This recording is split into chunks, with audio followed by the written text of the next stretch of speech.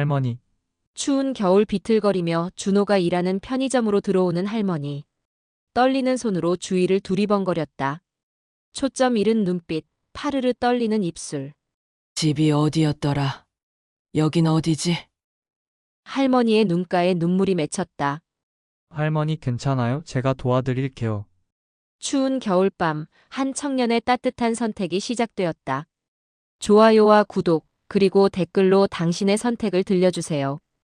2월 초의 어느 저녁이었습니다. 김준호는 새벽 5시에 눈을 떴습니다.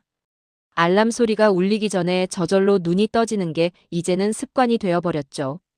18살 고등학교 3학년인 준호는 조용히 침대에서 일어나 부엌으로 향했습니다. 냉장고를 열어보니 달걀 3개와 김치, 그리고 어제 저녁에 남은 밥이 조금 있었습니다. 준호는 프라이팬에 기름을 두르고 계란을 풀었습니다. 지글지글 소리가 작은 집안에 울려 퍼졌습니다. 형. 뒤에서 목소리가 들렸습니다. 중학생인 둘째 동생 민수였습니다. 13살인 민수는 잠이 덜 깬 얼굴로 부엌 문 앞에 서 있었습니다. 일찍 일어났네. 학교 가기 전에 밥 먹어. 준호가 말했습니다. 민수는 고개를 끄덕이고 식탁에 앉았습니다. 곧이어 초등학교 5학년인 막내 민지도 비몽사몽 걸어 나왔습니다. 오빠, 배고파. 민지가 눈을 비비며 말했습니다. 준호는 작게 웃으며 계란 프라이와 김치를 접시에 담아 동생들 앞에 놓았습니다. 세 남매는 말없이 밥을 먹었습니다. 텔레비전도 켜지 않은 조용한 아침이었습니다. 형, 오늘 늦게 들어와? 민수가 조심스럽게 물었습니다. 응. 편의점 알바 있어서 밤 10시쯤 들어올 것 같아. 알았어. 내가 민지랑 저녁 먹을게. 민수의 대답에 준호는 고맙다는 표정을 지었습니다. 세 남매는 서둘러 아침을 마쳤고 준호는 동생들이 학교 갈 준비를 하는 동안 설거지를 했습니다. 잘 다녀와. 조심하고. 준호가 현관 앞에서 동생들에게 말했습니다. 민수와 민지는 가방을 메고 나가면서 손을 흔들었습니다. 문이 닫히자 집안은 다시 조용해졌습니다. 준호도 서둘러 교복을 입고 집을 나섰습니다. 2월의 찬 바람이 얼굴을 때렸습니다. 학교에 도착한 준호는 교실 뒷자리에 앉아 잠깐 눈을 붙였습니다. 어젯밤 편의점 알바를 마치고 집에 온 게 새벽 1시였고 그 뒤로 동생들 아침 준비를 하느라 제대로 자지 못했습니다. 김준호. 담임 선생님이 준호를 불렀습니다. 준호는 화들짝 놀라 눈을 떴습니다. 선생님, 죄송합니다. 진학 상담 언제 할래? 다른 애들은 다 했는데 너만 안 했어. 선생님의 말에 준호는 잠시 망설였습니다. 선생님, 저는 일단 취업부터 해야 할 것 같아요. 대학은 안 가고 지금은 어려울 것 같습니다. 선생님은 안타까운 표정으로 준호를 바라봤습니다. 하지만 더 이상 묻지 않았습니다. 준호의 사정을 알고 있었으니까요. 수업이 끝나고 준호는 곧바로 편의점으로 향했습니다. 교복 차림 그대로였습니다. 갈아입을 시간도 아까웠습니다. 왔어? 편의점 사장은 짧게 인사했습니다. 준호는 네, 사장님 하고 대답하며 재빨리 앞치마를 두르고 카운터 안으로 들어섰습니다. 저녁 시간이 되자 손님들이 몰려들기 시작했습니다. 도시락을 사는 직장인들, 과자를 고르는 학생들, 술을 사러 온 어른들까지 준호는 쉴 틈 없이 계산을 하고 물건을 정리했습니다. 7시쯤 되었을 때였습니다. 진열대 정리를 하던 준호는 유통기한이 오늘까지인 삼각김밥 2개를 발견했습니다. 사장은 보통 이런 제품들을 버리라고 했지만 준호는 몰래 가방에 넣었습니다. 내일 동생들 간식으로 주려는 것이었습니다. 밤 9시가 넘어가자 손님들이 뜸해졌습니다. 준호는 핸드폰을 꺼내 문자를 확인했습니다. 민수가 보낸 메시지였습니다. 형, 우리 저녁 먹었어. 걱정하지 마. 준호는 작게 미소 지으며 답장을 보냈습니다. 그래, 잘했다. 형, 조금만 있으면 들어갈게. 바로 그때였습니다. 편의점 문이 열리며 차가운 바람이 들어왔습니다. 들어온 사람은 할머니였습니다. 70대쯤 되어 보이는 할머니는 코트를 제대로 여미지도 않은 채 비틀거리며 안으로 들어왔습니다. 머리는 흐트러져 있었고 눈빛은 어딘가 초점이 없어 보였습니다. 어서 오세요. 준호는 습관적으로 인사를 했습니다. 하지만 할머니는 대답 없이 매대 사이를 헤매기 시작했습니다. 라면 코너를 지나고 음료수 냉장고 앞에 섰다가 다시 과자 코너로 갔습니다. 그러고는 그냥 멍하니 서 있었습니다. 준호는 무언가 이상하다고 느꼈습니다. 할머니의 손이 떨리고 있었고 한겨울인데도 장갑을 끼지 않았습니다. 준호는 조심스럽게 다가갔습니다. 할머니, 괜찮으세요? 뭐 찾으시는 거 있으세요? 할머니는 준호를 돌아보았습니다. 그리고 한참을 망설이다가 작게 말했습니다. 집이 어디였더라? 준호는 가슴이 철렁했습니다. 이 추운 겨울밤에 할머니가 길을 잃어버렸다는 뜻이었습니다. 할머니, 여기 앉으세요. 제가 도와드릴게요. 준호는 편의점 한쪽에 놓인 의자로 할머니를 안내했습니다. 할머니는 순순히 앉았지만 계속 중얼거렸습니다. 집에 가야 하는데 손녀가 기다리는데. 준호는 재빨리 할머니의 주머니를 확인했습니다. 다행히 작은 지갑이 있었고 그 안에는 신분증이 들어 있었습니다. 박선영. 주소는 여기서 꽤 먼 곳이었습니다. 할머니, 혹시 전화번호 아세요? 가족분들한테 연락드려야 할 것 같아요. 할머니는 고개를 저었습니다. 기억이 나지 않는다는 표정이었습니다. 준호는 난감했습니다. 경찰에 신고를 해야 할까 생각했지만 그러기엔 시간이 너무 오래 걸릴 것 같았습니다. 이 추운 날씨에 할머니를 여기 계속 둘 수도 없었습니다. 지금 퇴근 시간까지는 30분밖에 남지 않았습니다. 하지만 준호는 할머니를 그냥 둘 수가 없었습니다. 할머니, 잠깐만 기다리세요. 준호는 카운터로 돌아가 사장에게 말했습니다. 사장님, 죄송한데요. 저 할머니가 길을 잃으신 것 같아요. 약봉지가 있으니 병원 가면 할머니 보호자분 연락 닿을 것 같아요. 제가 잠깐 병원까지 모셔다 드리고 와도 될까요? 사장은 인상을 찌푸렸습니다. 지금 퇴근 시간까지 30분밖에 안 남았는데 그냥 경찰에 전화해. 그러면 시간이 너무 오래 걸려요. 제가 빨리 다녀올게요. 사장은 짜증스럽게 손을 내저었습니다. 알았어. 대신 늦으면 그날 시급 깎을 거야. 알아들었지? 네, 알겠습니다. 감사합니다. 준호는 재빨리 앞치마를 벗고 할머니에게 다가갔습니다. 그리고 가방에서 작은 봉지 하나를 꺼냈습니다. 아까 챙겨둔 초콜릿과 삼각김밥과 작은 우유팩이 들어 있었습니다. 원래는 집에 가서 동생들에게 줄 간식이었습니다. 할머니, 이거 드세요. 추우셨을 텐데 좀 드시고 가세요. 할머니는 준호를 물끄러미 바라보았습니다. 그리고 천천히 초콜릿을 받아들었습니다. 손이 떨렸지만 할머니는 작게 미소 지었습니다. 고마워요. 준호는 할머니의 팔을 조심스럽게 잡고 밖으로 나왔습니다. 차가운 바람이 두 사람을 맞이했습니다. 준호는 자신이 입고 있던 패딩 점퍼를 벗어 할머니 어깨에 걸쳐드렸습니다. 약봉지에 적힌 병원으로 모셔다 드릴게요. 그 병원이 늦게까지 하는 병원이니 거기서 연락처 찾아서 가족분들한테 연락드릴 수 있을 거예요. 할머니는 고개를 끄덕였습니다. 그리고 준호의 손을 꼭 잡았습니다. 그 손은 차가웠지만 준호는 왠지 모르게 마음이 따뜻해졌습니다. 두 사람은 천천히 어둠 속을 걸어가기 시작했습니다. 겨울밤의 거리는 쓸쓸했지만 그 순간만큼은 따뜻한 온기가 느껴졌습니다.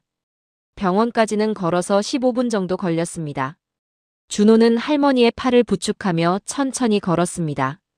할머니는 가끔씩 멈춰서서 주위를 두리번거렸지만 준호는 재촉하지 않았습니다. 그저 조용히 옆에서 기다려줄 뿐이었습니다. 여기가 어디죠? 할머니가 물었습니다. 병원 가는 길이에요. 조금만 더 가면 돼요. 준호의 대답에 할머니는 고개를 끄덕였습니다. 그리고 다시 천천히 걷기 시작했습니다. 드디어 병원에 도착했습니다. 자동문이 열리자 따뜻한 공기가 두 사람을 감싸 안았습니다. 준호는 할머니를 의자에 앉힌 뒤 접수 창구로 달려갔습니다. 저기요, 길 잃으신 할머니를 모시고 왔는데요. 보호자 연락처를 찾아야 할 것 같아요. 간호사는 준호의 말을 듣고 고개를 끄덕였습니다. 신분증 있으세요? 네, 여기 있습니다. 준호는 할머니 지갑에서 꺼낸 신분증을 건넸습니다. 간호사는 컴퓨터로 정보를 검색하기 시작했습니다. 박선영 님이시네요. 저희 병원에 진료 기록이 있으시네요. 보호자 연락처가 등록되어 있습니다. 제가 연락드릴게요. 감사합니다. 준호는 안도의 한숨을 쉬며 할머니 옆으로 돌아갔습니다. 할머니는 대기실 의자에 앉아 멍하니 앞을 바라보고 계셨습니다. 준호는 조용히 할머니 옆에 앉았습니다. 할머니, 가족분들한테 연락 갔어요. 조금만 기다리시면 오실 거예요. 할머니는 준호를 돌아보았습니다. 그리고 떨리는 손으로 준호의 손을 꼭 잡았습니다. 고맙구나, 정말 고마워요. 할머니의 목소리는 작았지만 진심이 담겨 있었습니다. 준호는 괜찮다는 듯 고개를 저었습니다. 20분쯤 지났을까요? 응급실 문이 급하게 열리며 젊은 여자가 뛰어들어왔습니다. 20대 후반으로 보이는 그녀는 숨을 헐떡이며 주위를 둘러봤습니다. 할머니. 여자는 할머니를 발견하고 달려왔습니다. 할머니는 그제야 환한 표정을 지으며 손을 내밀었습니다. 서연아. 할머니, 정말 걱정했어요. 어디 아프신 데는 없으세요? 서연이라고 불린 여자는 할머니를 꼭 안았습니다. 그리고 나서 옆에 앉아있던 준호를 돌아보았습니다. 혹시 할머니를 모시고 오신 분이세요? 네, 저희 편의점에 들어오셨는데 길을 잃으신 것 같아서요. 준호는 일어나며 대답했습니다. 서연은 깊이 고개를 숙였습니다. 정말 감사합니다. 할머니 치매 초기 진단을 받으셨는데 오늘 잠깐 한눈판 사이에. 정말 죄송하고 너무 감사드려요. 아니에요, 괜찮습니다. 준호는 손을 내저었습니다. 서연은 가방에서 지갑을 꺼내려 했지만 준호는 고개를 저었습니다. 사례는 괜찮습니다. 할머니 무사하셔서 다행이에요. 그래도 연락처라도 알려주시면 나중에 꼭 인사드리고 싶은데요. 정말 괜찮습니다. 저 이만 가봐야 해서요. 준호는 시계를 보았습니다. 벌써 10시 30분이었습니다.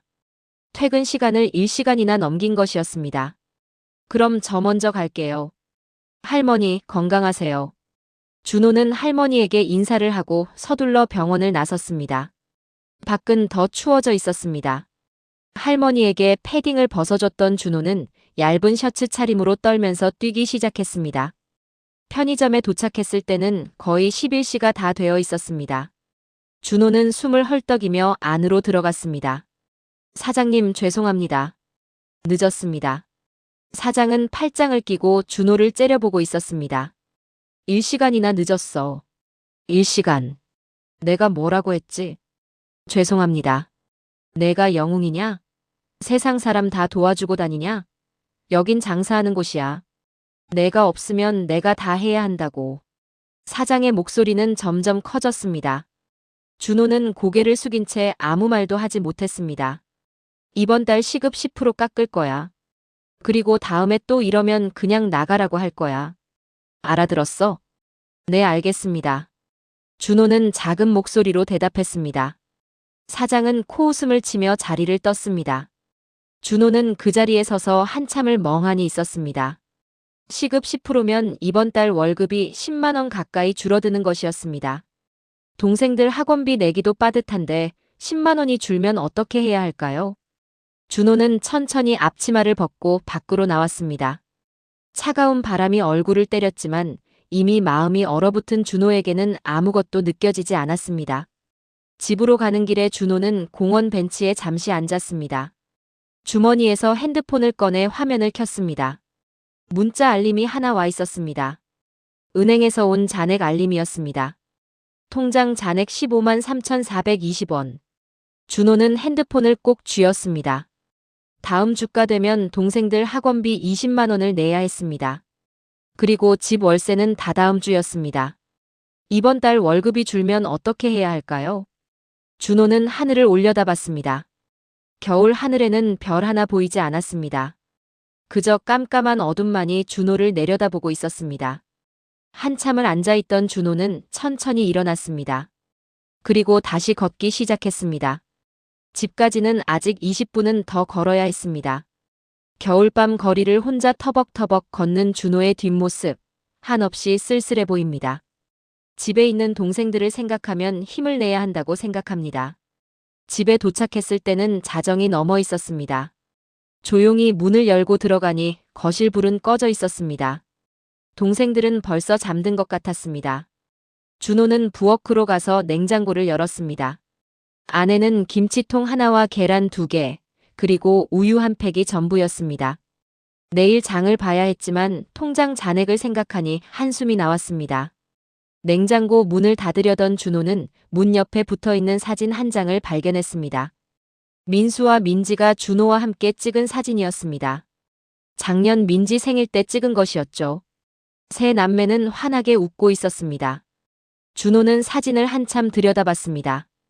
그리고 작게 중얼거렸습니다. 조금만 더 버티자. 조금만 더. 준호는 냉장고 문을 닫고 자기 방으로 들어갔습니다. 침대에 누우니 온몸이 무거웠습니다. 눈을 감자 오늘 하루가 스쳐 지나갔습니다. 할머니의 떨리는 손, 사장의 차가운 눈빛, 통장 잔액 알림, 그리고 빈 냉장고. 자기 방으로 들어가 침대에 누운 준호, 천장을 바라보며 오늘 하루를 회상합니다.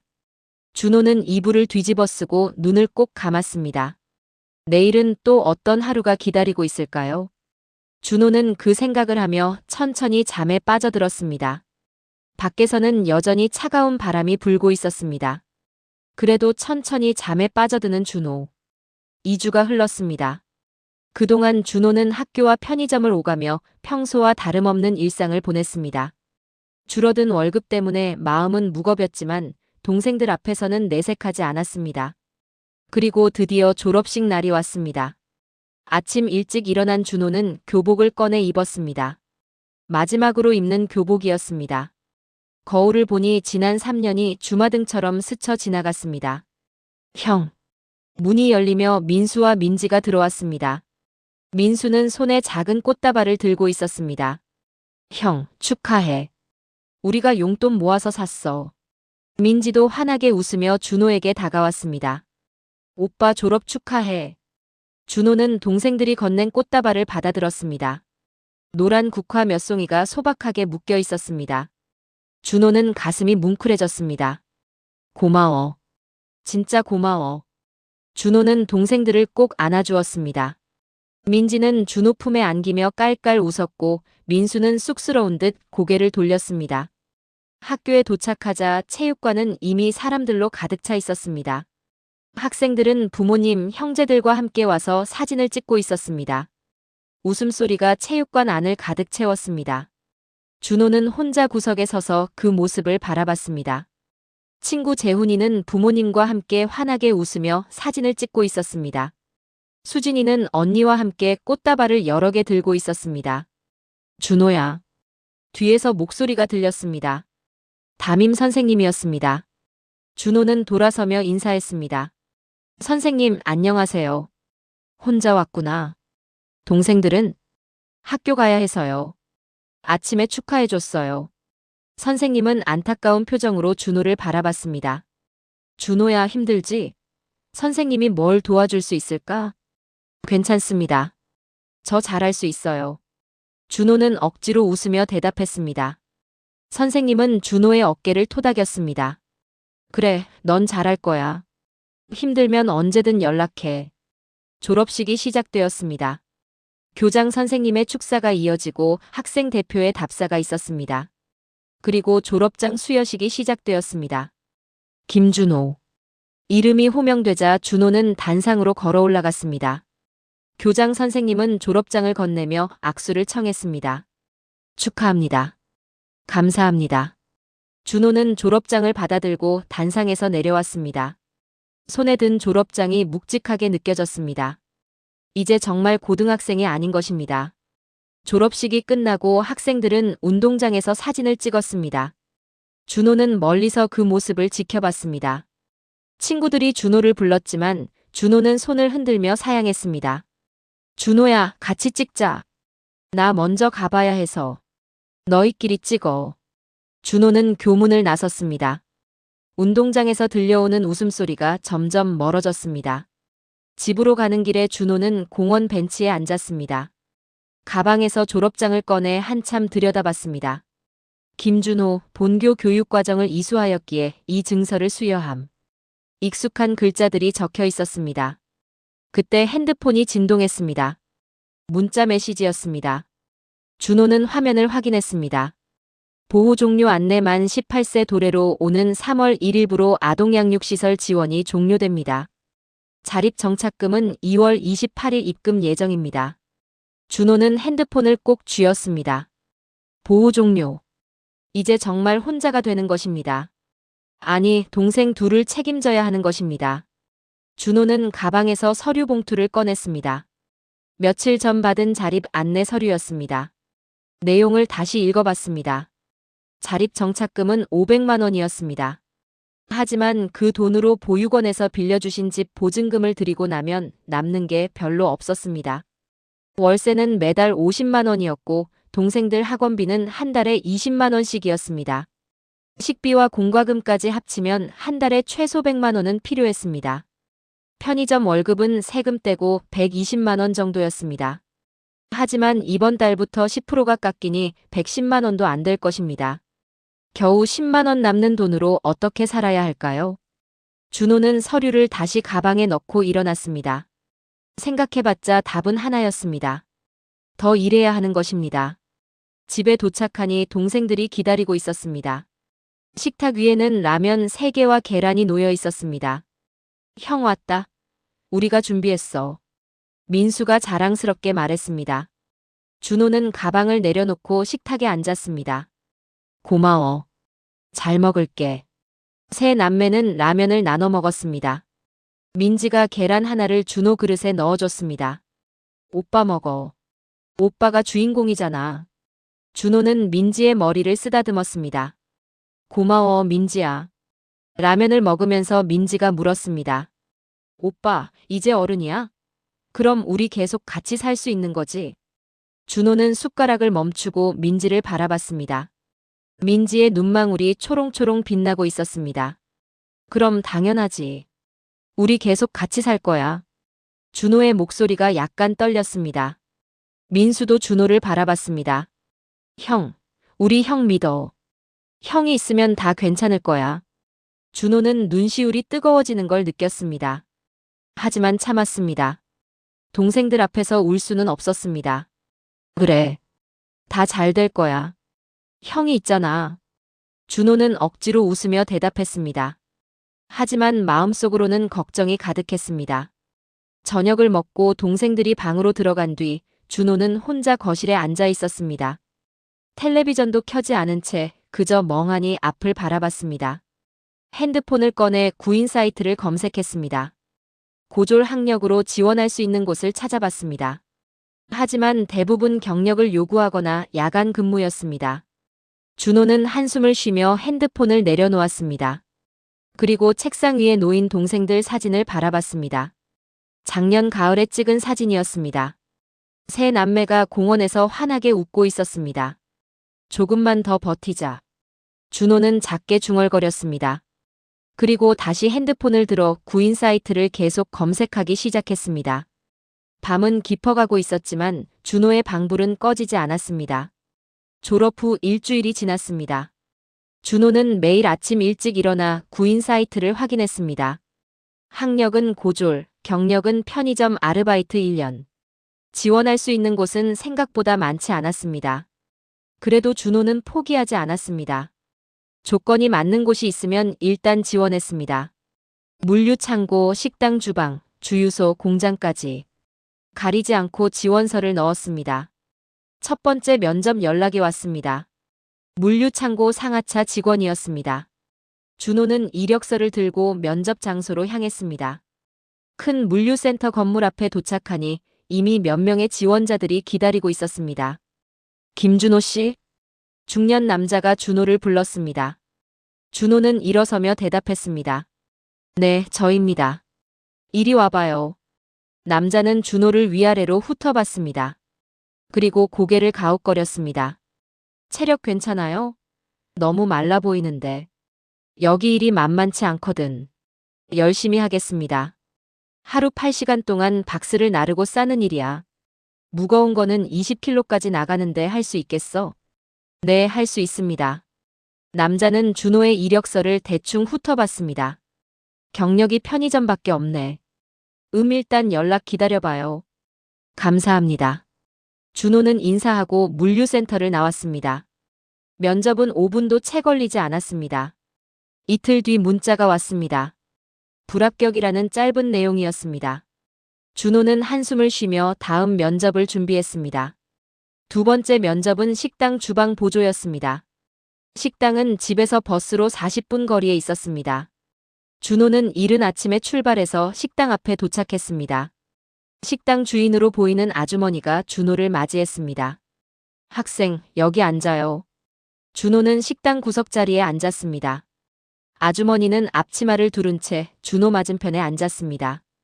우리 식당은 야간 근무가 많아요. 새벽 배달 준비하고 아침 장사 준비하고 밤 11시부터 아침 9시까지인데 괜찮겠어요? 죄송하지만 낮 시간 근무는 안 되나요? 제가 동생들 돌봐야 해서요. 아주머니는 고개를 저었습니다. 낮에는 사람이 있어. 우리 야간만 구하는 건데 내가 할 수 있겠어? 어린애가. 최선을 다하겠습니다. 근데 동생 돌봐야 한다며? 밤에 일하면 동생들은 누가 보고?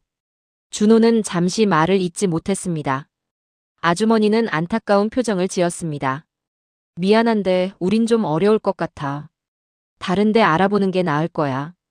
네, 알겠습니다. 준호는 일어서며 인사했습니다. 식당 문을 나서는 준호의 어깨가 축 처져 있었습니다. 집으로 돌아오는 버스 안에서 준호는 핸드폰으로 다시 구인 사이트를 검색했습니다.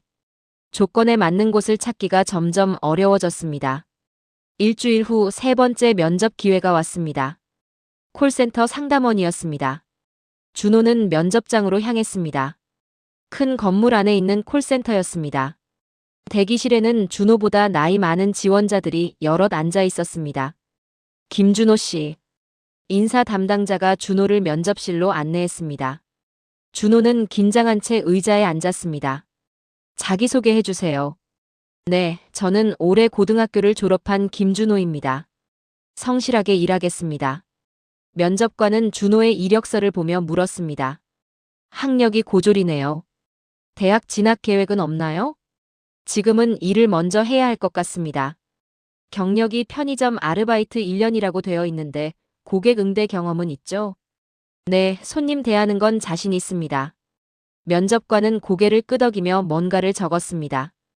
일단 대기자 명단에 올려놓을게요. 저희가 고졸 신입은 잘 안 뽑거든요. 그래도 연락 기다려보세요. 준호는 면접관의 말투에서 이미 결과를 짐작할 수 있었습니다. 대기자 명단이라는 건 사실상 불합격이라는 뜻이었죠. 감사합니다. 준호는 인사하고 면접실을 나왔습니다. 그날 저녁 편의점에서 일하는 동안 사장이 비꼬듯 말했습니다. 취업 안 돼? 요즘 일자리 구하기 힘들지. 그럼 여기서 계속하면 되잖아. 열심히 찾아보고 있습니다. 근데 말이야, 여기 월급으로는 먹고 살기 빠듯할 텐데. 동생들 학원비도 내야 하고. 사장의 말에 준호는 대꾸하지 않았습니다. 그저 묵묵히 진열대를 정리할 뿐이었습니다. 여기선 안 돼. 동생들 학원비도 못 내. 준호는 속으로 생각했습니다. 편의점 월급만으로는 정말 빠듯했습니다. 집 월세를 내고 나면 생활비가 거의 남지 않았습니다. 밤 10시에 퇴근한 준호는 집으로 돌아왔습니다. 동생들은 벌써 잠들어 있었습니다.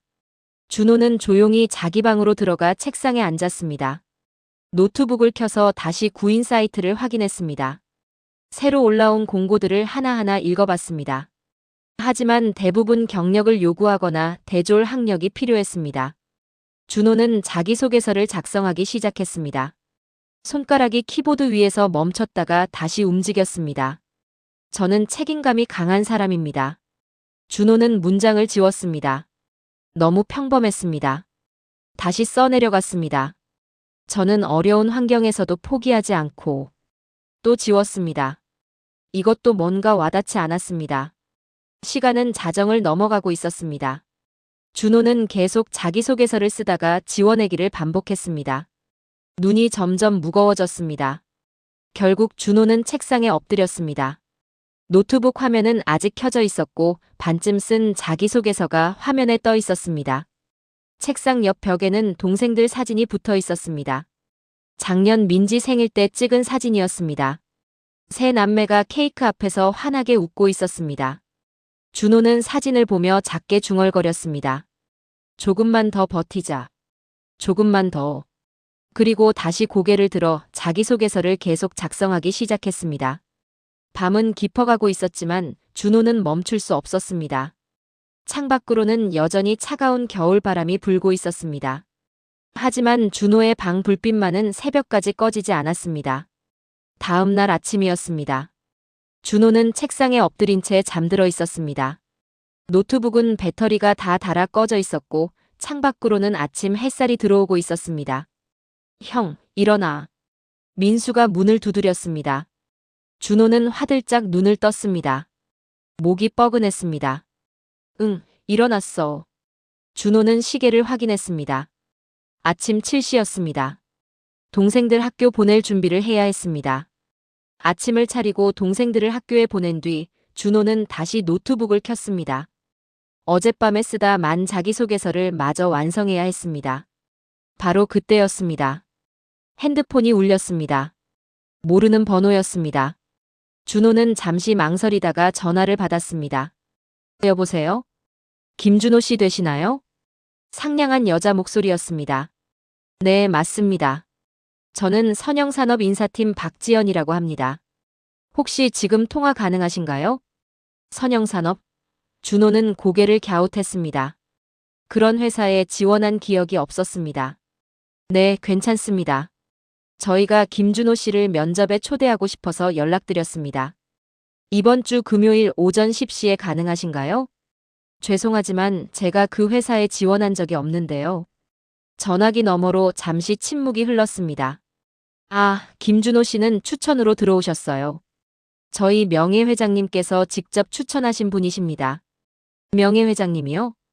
준호는 더욱 혼란스러웠습니다.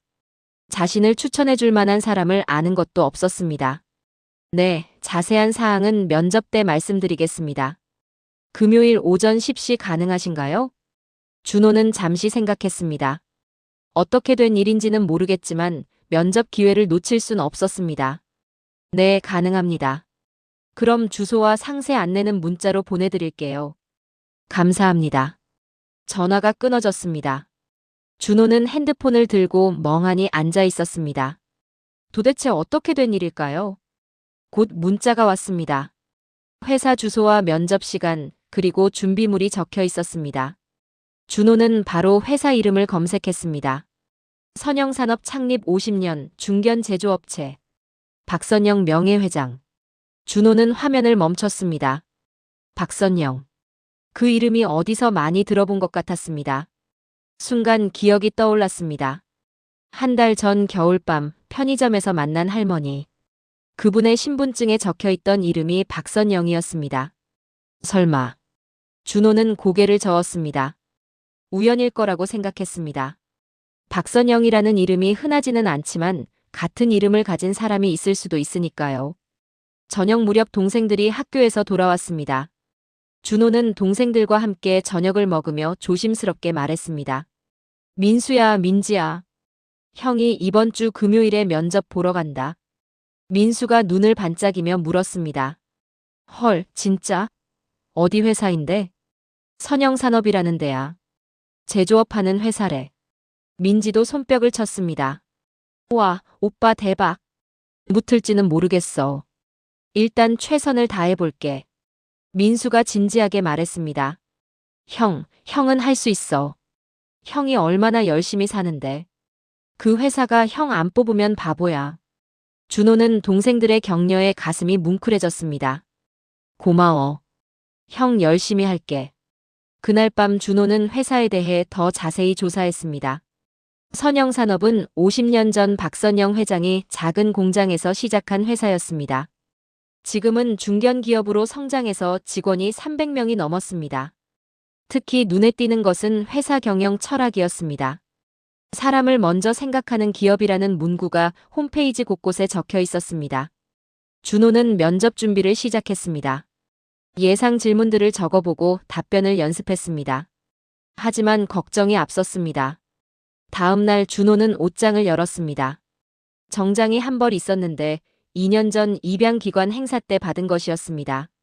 준호는 정장을 꺼내 입어봤습니다. 소매가 짧았습니다. 그 사이 준호가 자란 것입니다. 바지 길이도 발목이 보일 정도로 짧았습니다. 이걸 어떻게 입고 가지? 준호는 한숨을 쉬었습니다. 새 정장을 살 돈은 없었습니다. 그래도 이 정장이라도 깨끗이 다려 입는 수밖에 없었습니다. 금요일 아침이 밝았습니다. 준호는 새벽부터 일어나 준비를 시작했습니다. 샤워를 하고 머리를 단정히 빗었습니다. 그리고 정장을 입었습니다. 소매가 짧았지만 어쩔 수 없었습니다.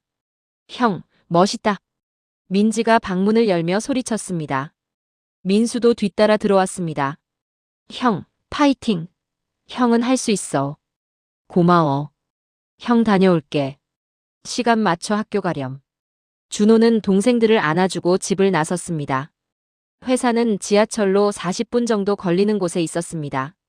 준호는 지하철 안에서 핸드폰으로 넥타이 매는 방법을 검색했습니다. 넥타이를 제대로 매본 적이 없었기 때문입니다. 동영상을 보며 서툴게 넥타이를 맸습니다. 옆자리에 앉은 아저씨가 준호를 보더니 말했습니다. 학생, 넥타이 제대로 안 됐어. 이리 와봐. 아저씨는 친절하게 준호의 넥타이를 고쳐줬습니다. 면접 보러 가나? 네, 감사합니다. 잘하고 와. 젊은이가 열심히 사는 모습 보기 좋네. 준호는 고개 숙여 인사했습니다. 회사 건물 앞에 도착했을 때 준호는 잠시 멈춰 섰습니다. 10층짜리 건물이 위압적으로 느껴졌습니다. 입구에는 선영산업이라는 간판이 크게 붙어 있었습니다. 준호는 심호흡을 했습니다. 그리고 건물 안으로 들어갔습니다. 로비는 깨끗하고 넓었습니다. 안내 데스크에 앉은 직원이 준호를 보고 물었습니다. 어떻게 오셨나요? 면접 보러 왔습니다. 김준호입니다. 아, 네. 3층 회의실로 올라가시면 됩니다. 엘리베이터 타고 가세요. 준호는 엘리베이터를 타고 3층으로 올라갔습니다. 복도를 따라 걷다 보니 면접 대기실이라는 팻말이 보였습니다. 문을 열고 들어가니 이미 몇 명의 지원자들이 앉아 있었습니다. 모두 준호보다 나이가 많아 보였고 정장도 깔끔했습니다. 준호는 구석자리에 앉았습니다. 손이 떨렸습니다. 다른 지원자들을 보니 주눅이 들었습니다. 괜찮아. 나도 할 수 있어. 준호는 속으로 되뇌며 마음을 다잡았습니다. 이 기회를 놓칠 수 없었습니다. 동생들을 위해서라도 반드시 합격해야 했습니다. 김준호 씨. 인사 담당자가 준호의 이름을 불렀습니다. 준호는 일어서며 긴장한 채 대답했습니다. 네, 여기 있습니다. 면접실로 들어가시면 됩니다. 준호는 면접실 문 앞에 섰습니다. 심장이 빠르게 뛰었습니다. 준호는 손을 꼭 쥐고 문을 열었습니다. 그 안에서 준호를 기다리고 있는 건 무엇일까요? 면접실 안으로 들어서자 3명의 면접관이 앉아 있었습니다. 가운데는 50대로 보이는 남자, 양옆으로는 40대쯤 되어 보이는 남자와 여자가 앉아 있었습니다. 모두 준호를 조용히 바라보고 있었습니다. 안녕하십니까? 김준호입니다. 준호는 최대한 똑바로 서서 인사했습니다. 목소리가 약간 떨렸지만 참았습니다. 앉으세요. 가운데 앉은 면접관이 말했습니다. 준호는 의자에 조심스럽게 앉았습니다. 손을 무릎 위에 올리고 꼭 쥐었습니다. 자기소개 부탁합니다. 네. 저는 올해 고등학교를 졸업한 김준호입니다. 저는 책임감이 강하고 어떤 일이든 최선을 다하는 사람입니다. 비록 경력은 부족하지만 열심히 배우고 성장하겠습니다. 준호는 준비한 대로 또박또박 말했습니다. 면접관들은 무표정하게 준호를 바라봤습니다. 왼쪽에 앉은 남자 면접관이 준호의 이력서를 보며 물었습니다. 경력이 편의점 아르바이트 1년밖에 없네요. 다른 경험은 없나요? 편의점에서 일하면서 고객 응대와 재고 관리, 매장 정리 등을 배웠습니다. 작은 경험이지만 책임감 있게 일했습니다. 오른쪽에 앉은 여자 면접관이 이력서를 넘기며 말했습니다. 보호 종료 아동이라고 되어 있는데 지금 혼자 사나요? 아니요.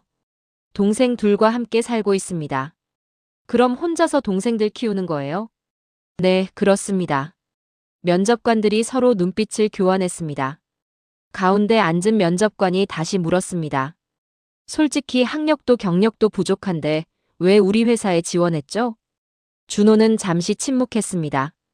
사실 자신이 지원한 게 아니었습니다.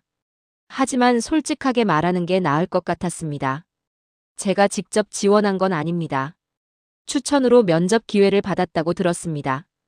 그럼 우리 회사에 대해 아는 게 있나요? 네. 선영산업은 50년 전 박선영 회장님께서 창업하신 회사이고 사람을 먼저 생각하는 경영 철학을 가지고 계신다고 알고 있습니다. 준호는 전날 밤 조사한 내용을 최대한 자세히 말했습니다. 면접관들은 고개를 끄덕였습니다. 바로 그때였습니다. 면접실 문이 천천히 열렸습니다. 준호는 반사적으로 문 쪽을 돌아봤습니다. 한 할머니가 천천히 들어오고 계셨습니다. 70대로 보이는 할머니는 단정한 옷차림이었고 지팡이를 짚고 계셨습니다. 면접관들이 모두 일어서며 인사했습니다. 회장님 들어오십니까? 준호도 황급히 일어섰습니다. 그리고 할머니의 얼굴을 똑바로 봤습니다. 순간 준호는 숨이 멎는 것 같았습니다. 할머니였습니다. 한 달 전 겨울밤 편의점에서 만난 그 할머니였습니다. 길을 잃고 헤매던 준호가 병원까지 모셔다 드린 바로 그분이었습니다. 할머니도 준호를 보자 걸음을 멈췄습니다. 그리고 천천히 준호의 얼굴을 들여다봤습니다. 할머니의 눈빛이 흔들렸습니다. 너. 할머니는 작게 중얼거렸습니다. 그때 그 아이구나. 준호는 입을 열었지만 말이 나오지 않았습니다. 면접관들은 당황한 표정으로 할머니를 바라봤습니다. 회장님, 이 지원자를 아십니까? 할머니는 고개를 끄덕였습니다. 알지. 이 아이가 날 도와줬어. 추운 겨울밤에. 할머니는 천천히 면접실 뒤쪽 의자에 앉았습니다. 그리고 면접관들을 바라보며 말했습니다. 계속하게. 내가 직접 듣고 싶어. 면접관들은 어리둥절한 표정이었지만 곧 자리에 앉았습니다. 준호도 다시 의자에 앉았습니다. 손이 떨렸습니다. 가운데 앉은 면접관이 준호를 보며 물었습니다. 그럼 회장님을 도와드린 게 사실인가요? 네. 한 달 전쯤 편의점에서 할머니를 뵈었습니다. 길을 잃으신 것 같아서 병원까지 모셔다 드렸습니다. 그때 왜 도와드렸죠? 준호는 잠시 생각했습니다. 당연한 일이라고 생각했습니다. 도움이 필요한 분을 그냥 지나칠 수는 없었습니다. 왼쪽 면접관이 다시 물었습니다. 그때 편의점 일이 있었을 텐데 그걸 놔두고 할머니를 도와드린 거예요? 네. 그래서 퇴근 시간에 늦어서 사장님께 혼났습니다. 시급도 깎였고요. 오른쪽 여자 면접관이 놀란 표정으로 물었습니다. 손해를 봤는데도 도와드린 거예요? 네. 할머니를 그냥 둘 순 없었습니다. 준호의 대답에 면접실이 잠시 조용해졌습니다. 뒤에 앉아있던 할머니가 천천히 말했습니다. 그날 이 아이는 자기 간식도 내게 줬어. 동생들 주려고 아껴둔 거였는데. 할머니의 목소리는 떨리고 있었습니다. 그리고 자기 옷도 벗어서 내 어깨에 걸쳐줬지. 추운 겨울날에 말이야. 면접관들이 준호를 다시 바라봤습니다. 눈빛이 달라져 있었습니다. 할머니가 다시 말을 이었습니다. 내가 이 아이를 추천한 이유가 있어. 이 아이는 손해를 감수하면서도 사람을 도왔어. 아무 대가도 바라지 않고. 할머니는 잠시 멈췄다가 계속했습니다. 우리 회사가 원하는 건 스펙이 아니야. 진심으로 사람을 생각하는 마음이지. 이 아이한테는 그게 있어. 가운데 면접관이 조심스럽게 물었습니다. 회장님, 그럼 이 지원자를 내가 뽑으라고 하는 건 아니야. 자네들이 판단해. 다만 내가 본 이 아이의 모습을 말해주고 싶었을 뿐이야. 할머니는 천천히 일어섰습니다. 그리고 준호를 보며 작게 미소 지었습니다. 열심히 하렴. 자네는 할 수 있어. 할머니는 그렇게 말하고 면접실을 나갔습니다. 문이 닫히고 나자 면접관들은 서로 눈빛을 교환했습니다. 준호는 가슴이 두근거렸습니다. 면접은 몇 분 더 이어졌지만 준호는 제대로 집중할 수 없었습니다. 머릿속이 복잡했습니다. 오늘 면접은 여기까지 하겠습니다. 결과는 일주일 안에 연락드리겠습니다. 감사합니다. 준호는 인사하고 면접실을 나왔습니다. 복도에 나오자 다리에 힘이 풀렸습니다. 준호는 벽에 기대어 한숨을 쉬었습니다. 도대체 어떻게 된 거지? 준호는 아직도 믿기지 않았습니다. 그날 밤 도와드린 할머니가 바로 이 회사의 창업자였다니. 엘리베이터를 타고 1층으로 내려왔습니다. 건물 밖으로 나오자 차가운 바람이 얼굴을 때렸습니다. 준호는 하늘을 올려다봤습니다. 구름 사이로 햇살이 비치고 있었습니다. 붙을 수 있을까? 준호는 알 수 없었습니다.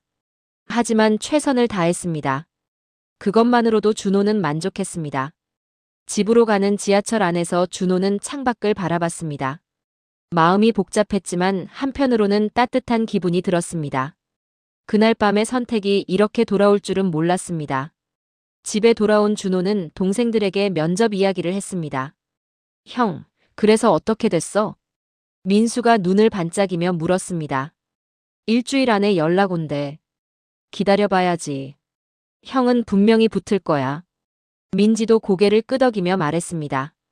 준호는 동생들의 머리를 쓰다듬었습니다. 그날 밤 준호는 잠이 오지 않았습니다. 면접실에서 있었던 일이 자꾸 떠올랐습니다. 할머니의 따뜻한 눈빛과 면접관들의 진지한 표정이 머릿속을 맴돌았습니다. 사흘이 지났습니다. 준호는 평소처럼 편의점에서 일하고 있었습니다.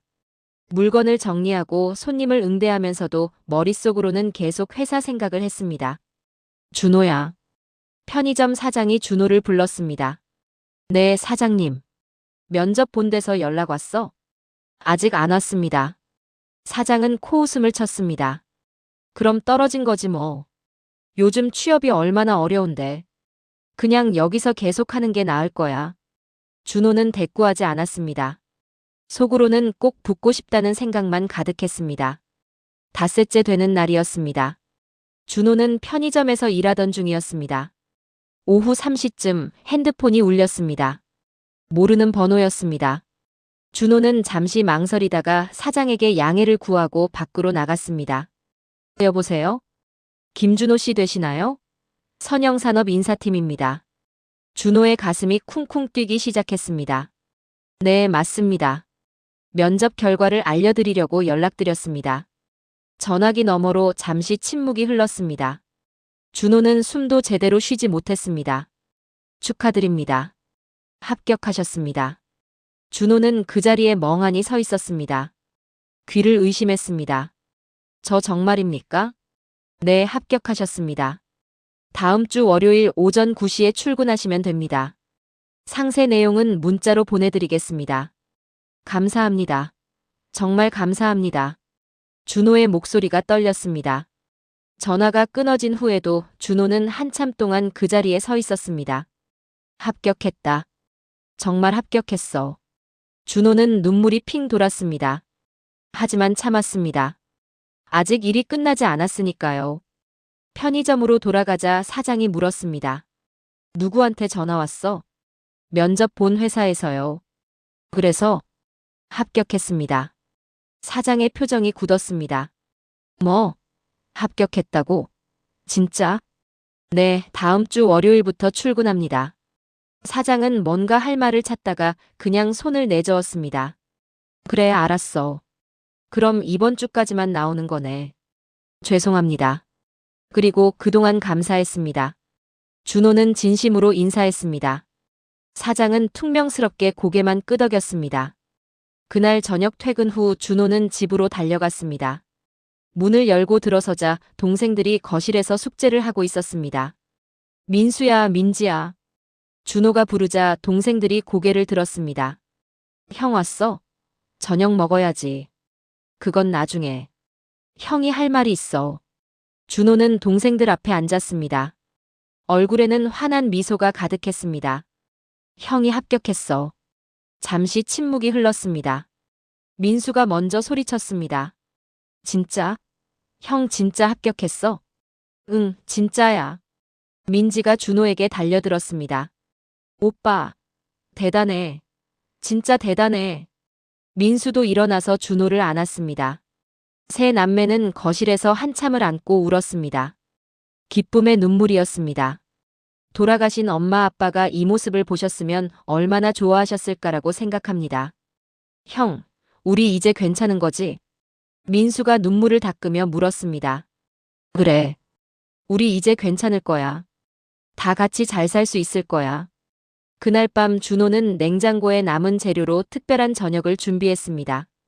라면에 계란과 햄을 듬뿍 넣었습니다. 소박했지만 세 남매에게는 축하 만찬이었습니다. 형, 건배.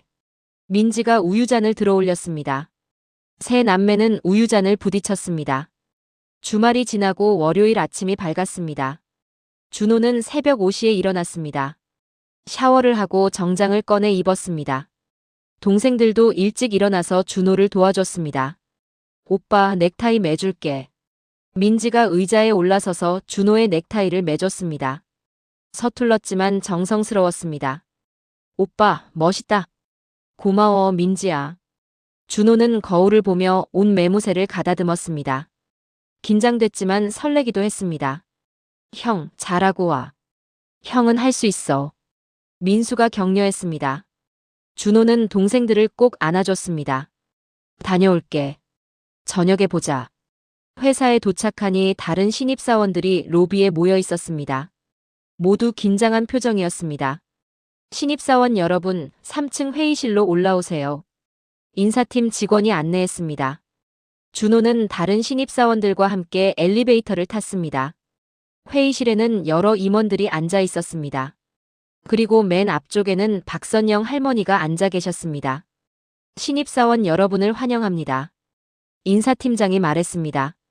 오늘은 명예회장님께서 직접 신입사원 환영사를 해주시겠습니다. 할머니가 천천히 일어섰습니다.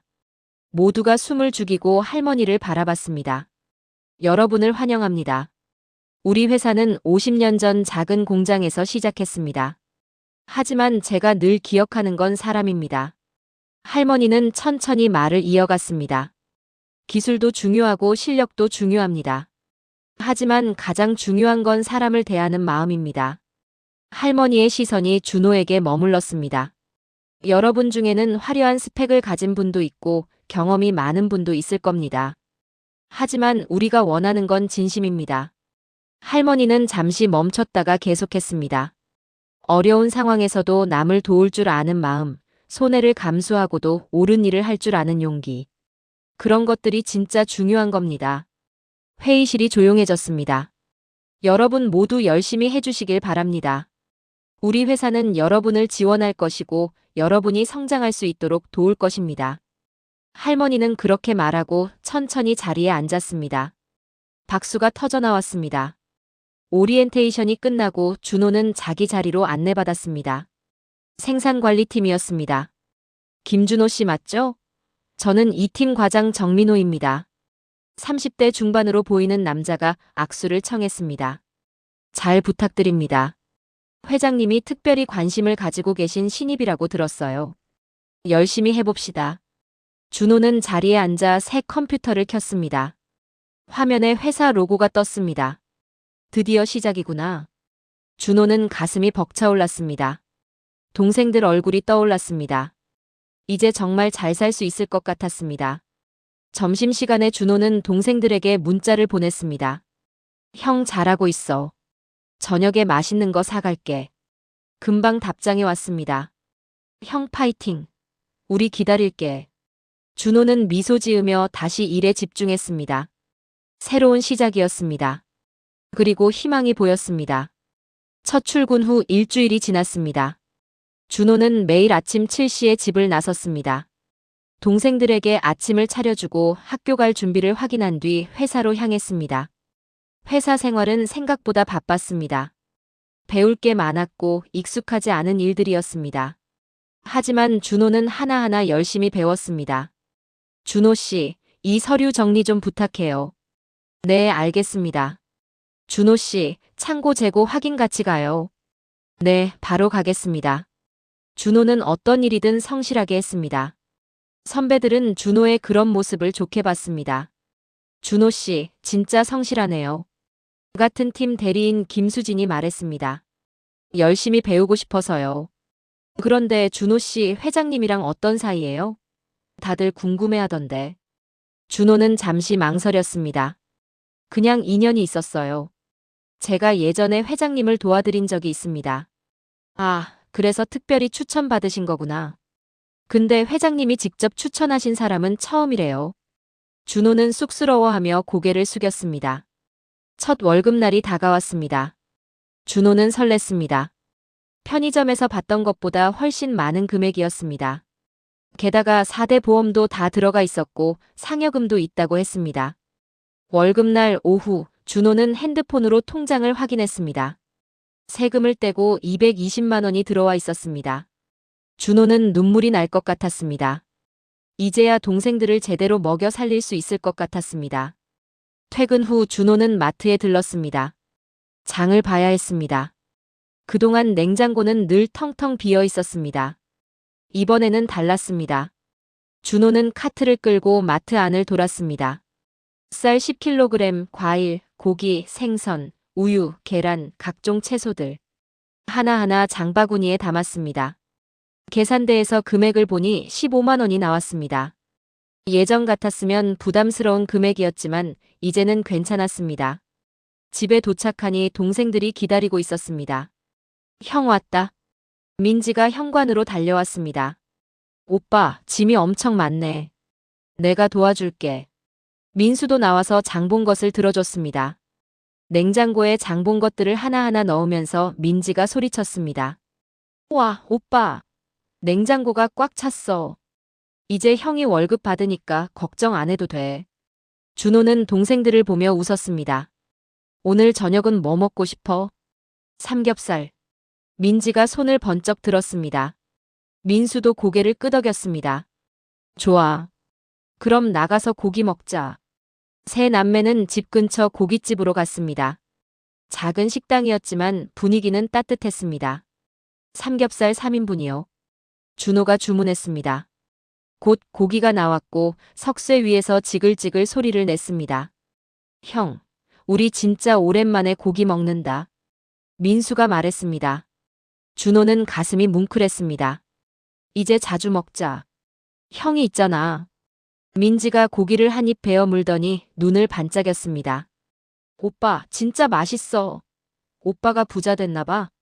준호는 웃으며 민지 머리를 쓰다듬었습니다. 부자는 아니지. 그래도 우리 잘 살 수 있을 거야. 그날 밤은 정말 행복했습니다. 세 남매는 오랜만에 배불리 먹고 웃으며 집으로 돌아왔습니다. 며칠 후였습니다. 준호가 사무실에서 일하고 있는데 인사팀에서 연락이 왔습니다. 김준호 씨 회장실에서 찾으십니다. 준호는 깜짝 놀랐습니다. 회장실이라니. 혹시 무슨 문제가 있는 걸까요? 준호는 긴장한 채 엘리베이터를 타고 최고층으로 올라갔습니다. 복도 끝에 명예회장실이라는 팻말이 보였습니다. 문을 두드리자 안에서 목소리가 들렸습니다. 들어오세요. 준호는 문을 열고 안으로 들어갔습니다. 넓은 사무실 안에 박선영 할머니가 앉아 계셨습니다. 그리고 옆에는 젊은 여자가 함께 있었습니다. 앉으렴. 할머니가 소파를 가리켰습니다. 준호는 조심스럽게 앉았습니다. 적응 잘하고 있나? 네, 회장님. 열심히 배우고 있습니다. 할머니는 미소 지으며 고개를 끄덕였습니다. 이 아이는 내 손녀 서연이야. 기억나니? 준호는 옆에 앉은 여자를 봤습니다. 그제야 기억났습니다. 한 달 전 병원에서 만났던 바로 그 손녀였습니다. 안녕하세요. 그때는 정신없어서 제대로 인사도 못 드렸네요. 서연이 환하게 웃으며 말했습니다.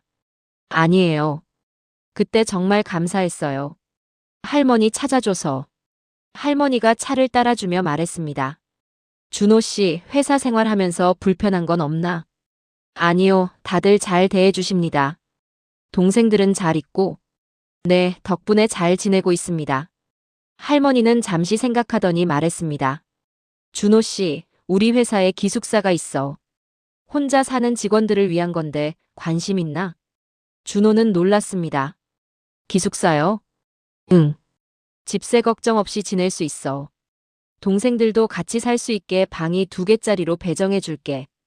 준호는 할머니의 말에 눈물이 핑 돌았습니다. 회장님 정말 감사합니다. 고마워할 건 없어. 자네가 먼저 도와줬으니까. 서연이 서류 봉투를 건네며 말했습니다. 그리고 이건 회사 복지 안내서예요. 동생들 학비 지원 프로그램도 있으니 신청해보세요. 준호는 서류를 받아들었습니다. 손이 떨렸습니다. 정말 어떻게 감사드려야 할지 모르겠습니다. 할머니가 준호의 손을 가만히 잡았습니다. 준호 씨, 자네는 그날 밤 아무 데가 없이 날 도와줬어. 나도 자네를 돕고 싶을 뿐이야. 할머니는 잠시 멈췄다가 계속했습니다. 자네가 일 잘하고 있으니까 회사가 지원해주는 거야. 앞으로도 열심히 해주길 바라. 네, 꼭 그렇게 하겠습니다. 회장실을 나온 준호는 복도에서 한참을 서 있었습니다. 손에 든 서류가 무겁게 느껴졌습니다. 하지만 그건 좋은 무게였습니다.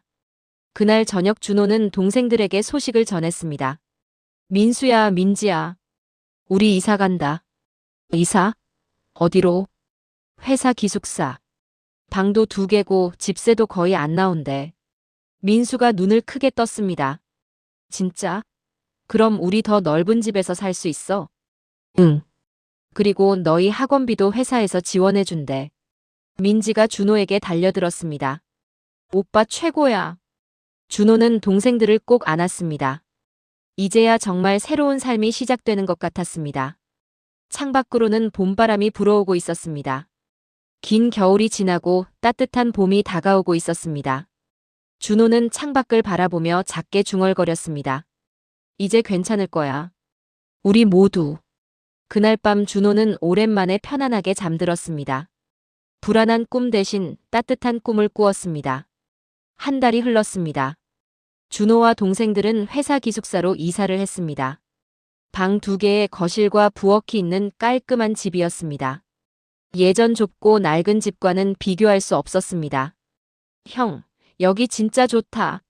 민지가 새 방을 이리저리 돌아다니며 좋아했습니다. 민수도 만족스러운 표정이었습니다. 형, 우리 진짜 행복하다. 준호는 동생들을 보며 흐뭇하게 웃었습니다. 회사 생활도 점점 익숙해졌습니다. 선배들은 준호를 잘 챙겨줬고 준호도 열심히 일을 배웠습니다. 어느 날 오후였습니다. 준호가 사무실에서 서류를 정리하고 있는데 같은 팀 과장이 다가왔습니다. 준호 씨, 회장님이 오늘 회사에 오셨는데 복도에서 좀 이상하신 것 같아. 혹시 가서 확인 좀 해줄 수 있어? 네. 회장님이요? 응. 3층 복도에 계신데 길을 찾지 못하시는 것 같아. 준호 씨가 회장님이랑 아는 사이잖아. 준호는 황급히 자리에서 일어났습니다. 엘리베이터를 타고 3층으로 올라갔습니다. 복도 한쪽에서 할머니가 서 계셨습니다. 멍하니 주위를 두리번거리고 계셨습니다. 표정이 불안해 보였습니다. 회장님. 준호가 조심스럽게 다가갔습니다. 할머니는 준호를 돌아봤습니다. 하지만 눈빛이 초점이 없었습니다. 저기 당신은 누구죠? 준호는 가슴이 철렁했습니다. 할머니가 자신을 못 알아보는 것 같았습니다. 저예요, 회장님. 김준호요. 괜찮으세요? 할머니는 한참을 준호를 바라봤습니다. 기억을 더듬는 것 같았습니다. 준호, 아, 그래. 준호. 회장실로 모셔다 드릴게요. 준호는 할머니의 팔을 조심스럽게 부축했습니다. 할머니는 순순히 준호를 따라왔습니다. 회장실로 가는 길에 서연을 만났습니다. 서연은 할머니를 보자 놀란 표정을 지었습니다. 할머니, 또 나오셨어요? 서연아. 할머니는 손녀를 보자 조금 안심하는 것 같았습니다. 준호 씨, 감사해요. 요즘 할머니 증상이 심해지셨어요. 서연의 목소리가 떨렸습니다. 괜찮습니다. 제가 도와드릴 수 있는 거 있으면 말씀하세요. 할머니를 회장실에 모신 뒤 서연이 준호에게 조용히 말했습니다.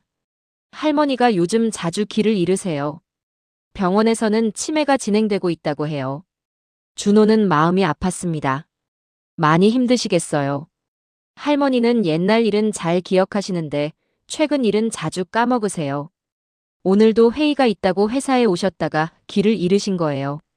서연은 눈물을 참으며 말했습니다. 며칠 후였습니다. 준호는 퇴근 후 병원에 들렀습니다. 할머니가 갑자기 증상이 안 좋아지셔서 입원해 계신다는 소식을 들었기 때문입니다. 병실 문을 두드리자 서연이 문을 열었습니다. 준호 씨, 어떻게 오셨어요? 회장님 뵈러 왔어요. 괜찮으시면 잠깐 뵙고 싶은데요. 그럼요. 할머니가 좋아하실 거예요. 병실 안에는 할머니가 침대에 앉아 창밖을 바라보고 계셨습니다. 준호가 들어가자 할머니가 고개를 돌렸습니다. 회장님, 안녕하세요. 할머니는 한참을 준호를 바라봤습니다. 그리고 천천히 미소 지었습니다. 아, 따뜻한 아이.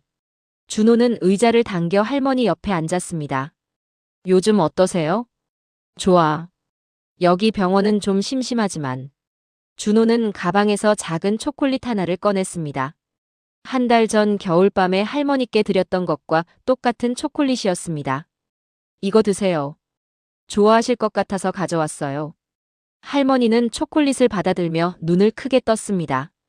이거 내가 받았던 것 같은데. 네, 그때 드렸던 거예요. 기억나세요? 할머니는 초콜릿을 한참 들여다봤습니다. 그리고 천천히 고개를 끄덕였습니다. 겨울밤, 추운 겨울밤이었어. 내가 길을 잃었는데 이 아이가 도와줬지. 할머니의 목소리가 떨렸습니다. 자기 옷도 벗어주고 이 초콜릿도 줬어. 따뜻했어. 정말 따뜻했어. 준호는 할머니의 손을 가만히 잡았습니다. 저도 그날 밤 기억나요. 회장님 덕분에 제 인생이 바뀌었어요. 할머니는 준호를 바라보며 작게 웃었습니다. 고마워요. 당신 덕분에 나도 따뜻했어요. 두 사람은 창밖을 함께 바라봤습니다. 해가 지고 있었습니다. 노을이 하늘을 붉게 물들이고 있었습니다. 참 예쁘네. 할머니가 중얼거렸습니다. 네, 정말 예쁩니다. 준호는 한참을 할머니 곁에 앉아 있었습니다. 말은 많지 않았지만 그 시간이 소중했습니다. 서연이 차를 가져왔습니다. 세 사람은 조용히 차를 마시며 노을을 바라봤습니다. 준호 씨. 서연이 조심스럽게 말했습니다. 할머니가 요즘 많이 힘들어하세요. 기억이 자꾸 흐려지니까.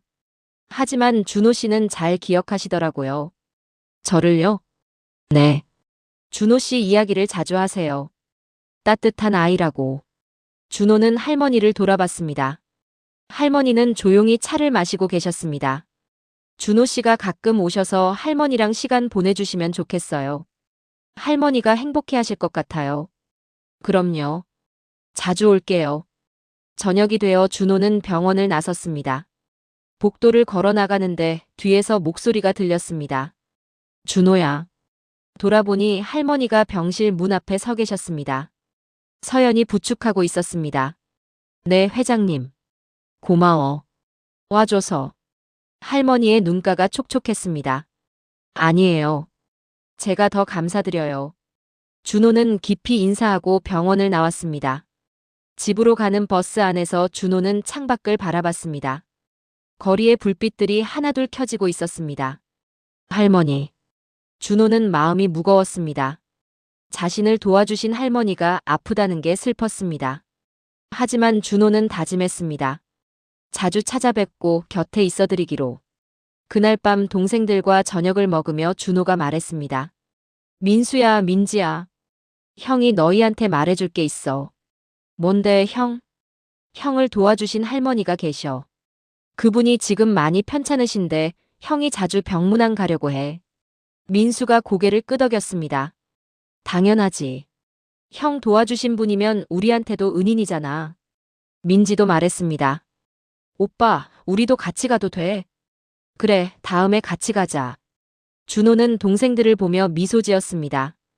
이렇게 따뜻한 마음을 가진 동생들이 있어서 행복했습니다. 밤이 깊어가고 있었지만 준호의 마음은 따뜻했습니다. 할머니께 받은 따뜻함을 이제 돌려드릴 차례였습니다.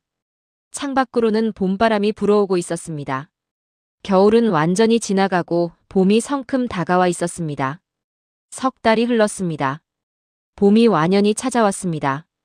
회사 정원에는 벚꽃이 만개했고 거리에는 따뜻한 바람이 불었습니다. 준호는 회사에서 인정받는 직원이 되어 있었습니다. 성실함과 책임감으로 상사들의 신뢰를 얻었고 동료들과도 잘 지냈습니다. 어느 날 오후 인사팀장이 준호를 불렀습니다. 준호 씨, 축하해요. 정규직 전환 승인됐어요. 정말입니까?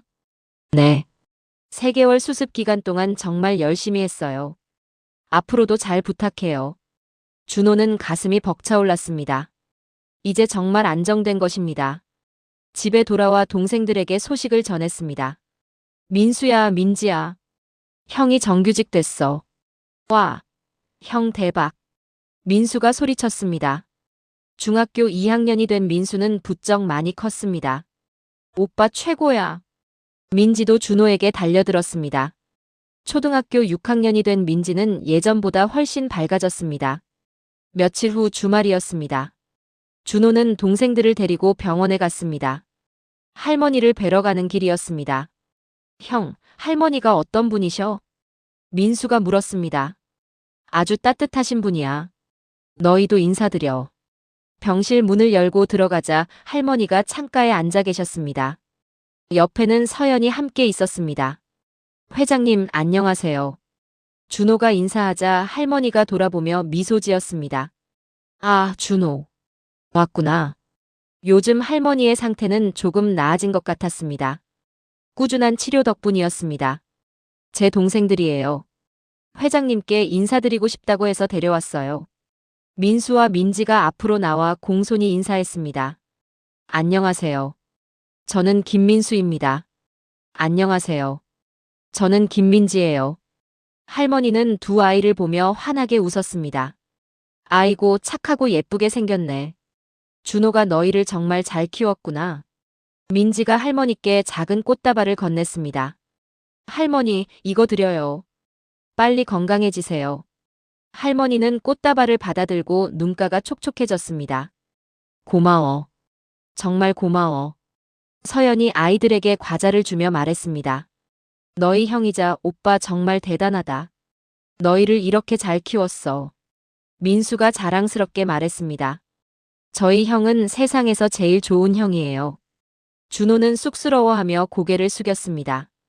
할머니가 준호를 보며 말했습니다. 준호야, 회사에서 특별한 프로젝트 하나 맡아줬으면 해. 프로젝트요? 응. 우리 회사에서 사회공헌 프로그램을 새로 만들려고 해. 보호 종료 아동들을 지원하는 거야. 준호는 깜짝 놀랐습니다. 그걸 제가요? 서연이 설명했습니다. 준호 씨가 직접 그 경험을 했잖아요. 무엇이 필요한지, 어떻게 도와야 하는지 가장 잘 아실 거예요. 할머니가 고개를 끄덕였습니다. 자네 같은 아이들이 더 이상 혼자 힘들어하지 않았으면 좋겠어. 자네가 도와줘. 준호는 가슴이 뜨거워졌습니다. 제가 할 수 있을까요? 할 수 있어. 자네는 이미 해냈잖아. 이제 다른 아이들도 도와주면 돼. 준호는 깊이 고개 숙여 인사했습니다. 열심히 하겠습니다. 병원을 나오는 길에 민지가 물었습니다. 오빠, 할머니 정말 좋은 분이시다. 그렇지? 민수도 말했습니다. 형도 나중에 할머니처럼 다른 사람들 많이 도와줄 거지? 그럼. 형이 도움받은 만큼 다른 사람들도 도울 거야. 며칠 후 회사 정원에서 작은 행사가 열렸습니다. 사회공헌 프로그램 발족식이었습니다. 준호는 담당자로 무대에 올랐습니다. 할머니도 참석하셨습니다. 지팡이를 짚고 천천히 걸으셨지만 표정은 밝았습니다. 오늘 우리 회사는 새로운 프로그램을 시작합니다. 보호 종료 아동들이 희망을 잃지 않고 꿈을 이룰 수 있도록 돕는 프로그램입니다. 할머니가 마이크 앞에 섰습니다. 이 프로그램은 특별합니다. 단순히 돈을 지원하는 게 아니라 진심으로 함께하는 겁니다. 할머니는 준호를 보며 미소 지었습니다. 이 프로그램을 만든 건 우리 회사 직원 김준호 씨입니다. 준호 씨는 직접 그 어려움을 겪었고 이겨냈습니다. 그리고 이제 다른 이들을 돕고자 합니다. 박수가 터져 나왔습니다. 준호는 눈시울이 붉어졌습니다. 행사가 끝나고 준호는 할머니와 정원을 천천히 걸었습니다. 벚꽃이 흩날리고 있었습니다. 준호야.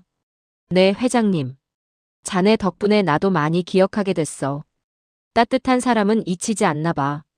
준호는 할머니의 손을 가만히 잡았습니다. 저도 회장님 덕분에 여기까지 왔어요. 정말 감사합니다. 할머니가 고개를 저었습니다. 아니야. 자네가 먼저였어. 자네가 먼저 손 내밀었잖아. 두 사람은 벤치에 앉아 벚꽃을 바라봤습니다. 참 예쁘네. 할머니가 중얼거렸습니다. 네, 정말 예쁩니다. 그때 서연이 카메라를 들고 다가왔습니다. 할머니, 준호 씨 사진 찍어요. 세 사람은 벚꽃나무 아래서 사진을 찍었습니다. 할머니의 미소가 환했습니다. 준호 씨, 우리 가족 같아요. 서연이 말했습니다. 준호는 가슴이 따뜻해졌습니다. 주말에 준호는 동생들을 데리고 공원에 갔습니다. 형, 우리 진짜 행복하다. 민지가 말했습니다. 돗자리에 앉아 김밥을 먹으며 웃는 민지의 얼굴이 밝았습니다. 그래, 우리 앞으로 더 행복할 거야. 민수도 고개를 끄덕이며 말했습니다.